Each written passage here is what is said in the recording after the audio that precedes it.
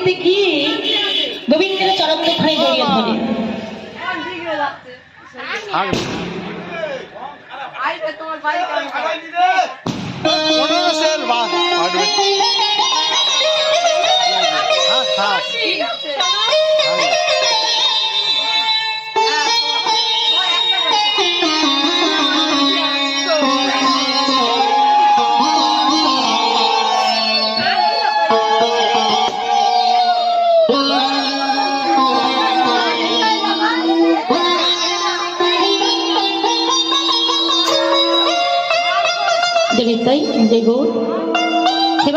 ভক্তিমতী মায়েরা এইভাবে প্রত্যেকটি এনে গোবিন্দের মন্দিরেতে গিয়ে একটা পুত্র সন্তানের জন্য প্রার্থনা করে।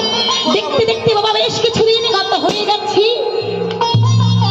একদিন মহারাজ আমার নিদ্রায় রয়েছে, ঘুমিয়ে রয়েছে মা। দেখি সেই সময় গোবিন্দ মা রাজাকে স্বপ্নে দেখা দিলেন। বলছে, শোনো রাজা, তুমি যদি পুত্রেষ্টি যজ্ঞ করতে পারো তবেই রানীর গর্ভে আসবে পুত্র সন্তান। সে হবে পরম কৃষ্ণের ভক্ত। তুমি তাহার নাম রাখবে চন্দ্রহংস। রাজা তো রজনীতি স্বপ্ন দেখে খুবই আনন্দিত হয়েছে। মা কি পুত্রেষ্টি যজ্ঞ করলে তাহারে পুত্র সন্তান হবে। তাই তিনি কি করলেন,